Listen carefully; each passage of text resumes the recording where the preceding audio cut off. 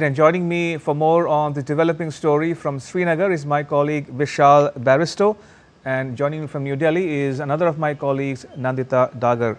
Vishal, to you first, tell us about the current situation where you are.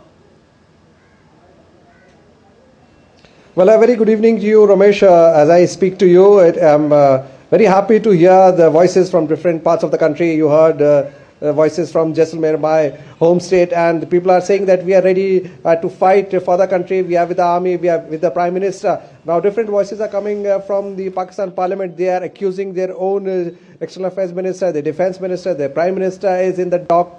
While here in India, all the political parties, they are on the same page. Meanwhile, as I speak to you, there are reports of again shelling by Pakistan in the Uri sector. But India is all prepared. Bunkers have been prepared. Today, the Lieutenant Governor of Jammu and Kashmir, Manoj Sinha, he visited the villages there in the Uri sector, and he has directed all help for the victims, and also given instructions to the local authorities. As the day proceeds, or rather as the night dawns, things would get more clear as to if Pakistan again starts its misadventure that it did last night. Let's see how India would retaliate, because so far it has been a very controlled defense by India. But if India goes all out, then it would be a disaster for Pakistan. Ramesh? Indeed. Nandita, do you have an update for us? The Foreign Ministry briefing that was held today, Ramesh, where Wing Commander Vyomika Singh and Colonel Sophia Qureshi, along with our Foreign Secretary, Mr. Vikram Misri, they actually, I wanted to bring out 2-3 points regarding that. They pointed to kinetic and non-kinetic means of disarming and neutralizing these drones and projectiles. Now, kinetic means, of course, is our counter-drone, integrated counter-drone system which India has built up.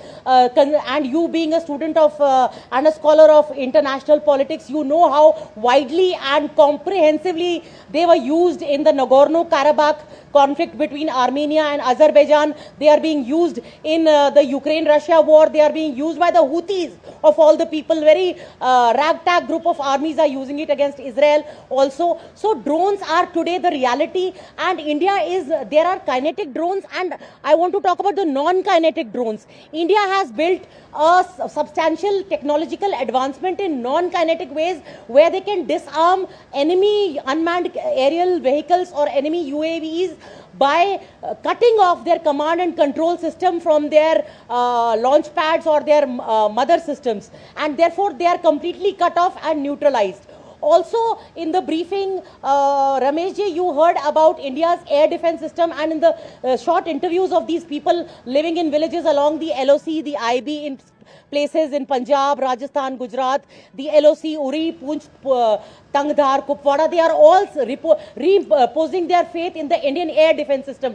Now, such a beautiful symphony of our counter-missile, counter-drone systems. It is, all of them have been intercepted. In today's briefing, the two service officers as well as our Foreign Secretary brought out that 300 to 400 unmanned aerial vehicles were launched by Pakistan right from Leh in the Union Territory of Ladakh to Sar Creek in Gujarat. And all these 300 to 400 drones were neutralized, rendered ineffective, and they were targeted in 36 locations. How did that happen? It was a beautiful symphony of all these anti-aircraft, anti-missile systems working in perfect unison, perfect harmony, perfect coordination.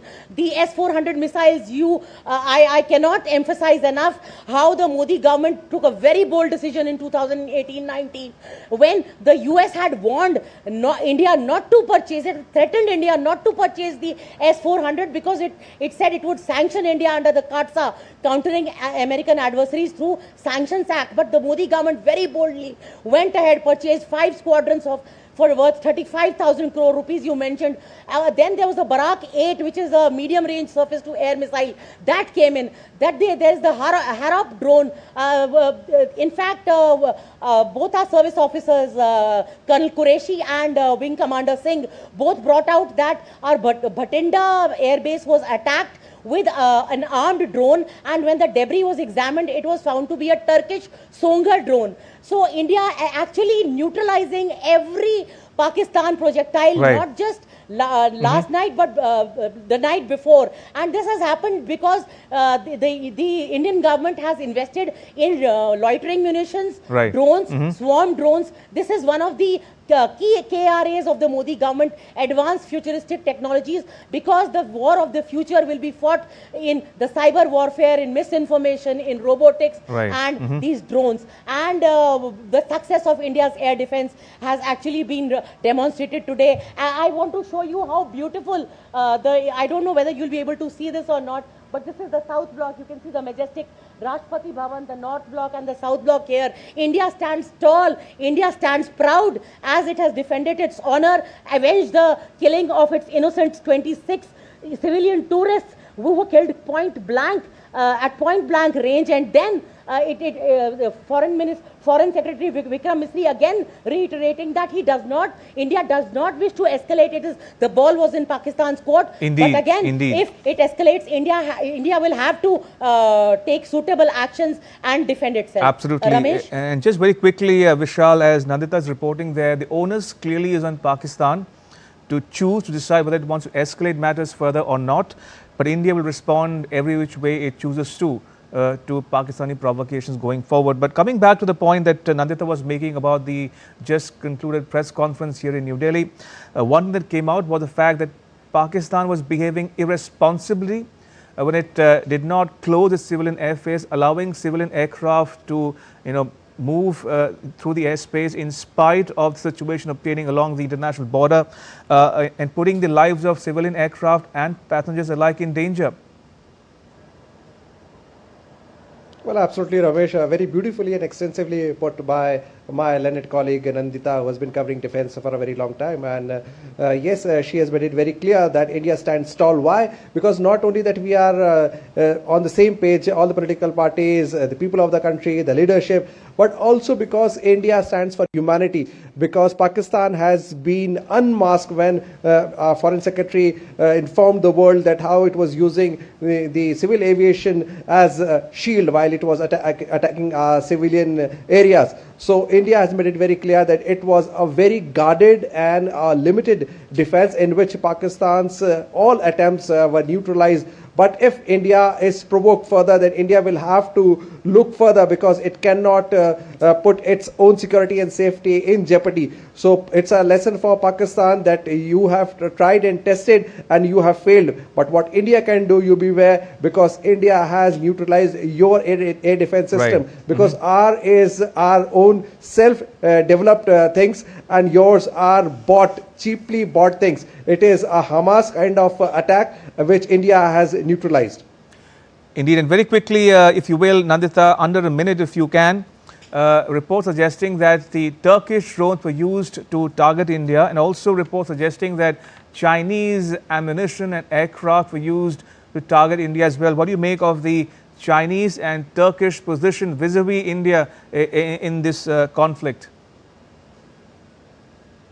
Yes, it's noteworthy, Ramesh, to see that on the night of 7th of May, when Pakistan targeted 15 cities along the entire frontage of the international border, they used very rudimentary rockets, almost cottage industry type weapons. And when they realized that they were ineffective, and last night, between the night of 8th to 9th of May, the attacks began 9:15 p.m. Indian Standard Time. They used these Turkish drones, Songar drones. They sort of thought that these drones perhaps would be effective, but obviously they were not aware, or they underestimated India's capability of air defense. And India, as the government says, that we are not just the defender of our skies, we are also the controller of the skies now. Indeed. With our air defense. One minor point I wanted to make, Ramesh ji, the country which does not accept the dead bodies of its dead martyred soldiers in the Kargil war. I am using the word martyred for Pakistani soldiers. The country that does not accept their bodies and disowns them.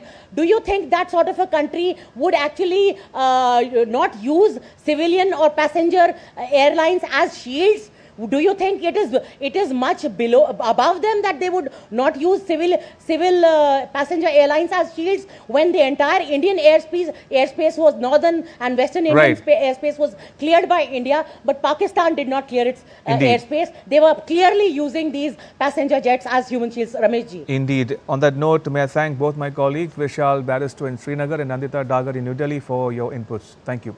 Appreciate it.